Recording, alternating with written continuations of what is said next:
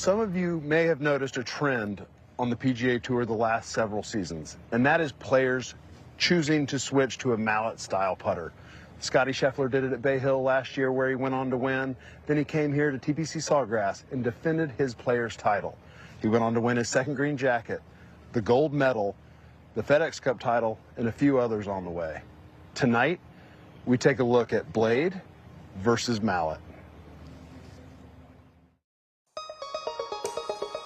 A 3-foot putt counts just the same as a 300-yard drive. And while the flat stick may not impact the ball at over 120 miles an hour, choosing the right putter is one of the most important decisions in the game.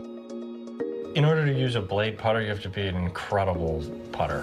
I don't know the exact science behind it, but I do feel more comfortable over the mallet. I putted with a blade most of my life, and I changed to a mallet maybe 4 or 5 years ago.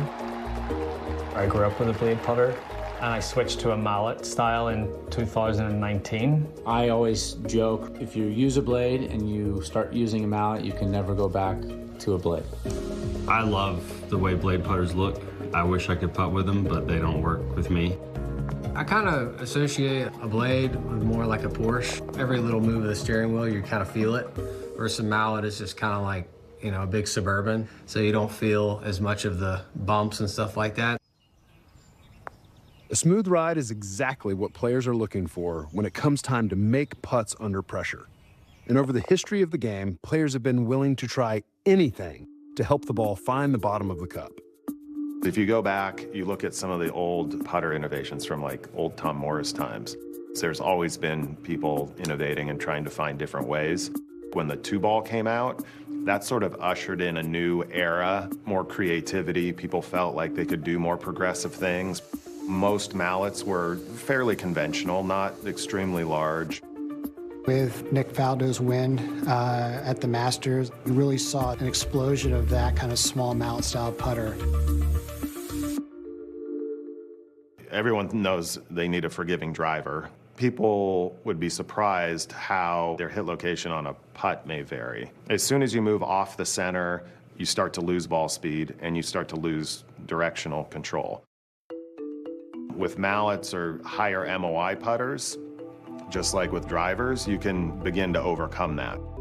MOI is a fancy way for saying forgiveness. More forgiveness. Forgiveness. Forgiveness. Mallet's just a little bit more forgiving. The off-center hits don't get affected quite as much. Blade putter, there's not a better looking putter in the world. I think the forgiveness of a mallet putter is the reason why you see so many people using mallet putters now. MOI is a big deal because tour players, they don't hit all their putts perfectly, but they do have a pretty tight impact stat area. But when you go to long putts, your PGA Tour average putter, 29 or 30 feet, that's when you average 2 putts. When manufacturers put different hosels on mallet putters, it's really when tour players started to take notice. How it's offset from the center of gravity of that putter will give a certain sort of feel in the hands that will match that player's face awareness. The further the shaft enters the head from the center of gravity, and the more toe hang you're going to have. If you're off by 1 degree from 10 feet on a straight putt, you're going to miss the hole. Every object has a center of gravity, and you want to get the weight as far away from that center of gravity as you can. The more you can do that, the higher inertia, the more forgiving it's going to be. And that really helps. If you start hitting it off center, it's going to cause that putter head to rotate less. While the larger head shapes have certainly helped with stability, the mallet-style putters have also evolved with an aim to help players do just that, aim. I found a putter now that I line up very well, and the line on the ball I was using to help myself line up. I still love the blade putter. What I noticed with the mallet, it was just much easier for me to line up. It was easier for me to line up in the middle of the face and easier for me to line up on the line. Whereas with the blade, which I loved, I had a line on the ball that I would somewhat match to the line on the back of the blade, and when I went away from the line to the mallet putter, it helped me be a little bit more free over the ball, and that's kind of what I liked. In 2024, 16 of the top 20 players in total putting used mallet putters. And in 2025, 22 of the top 30 players in the world currently roll a mallet. But at the end of the day, it all comes down to what feels best. I've been putting with a blade since I could barely walk. I tried the mallet, didn't like it, and then went straight back to the blade.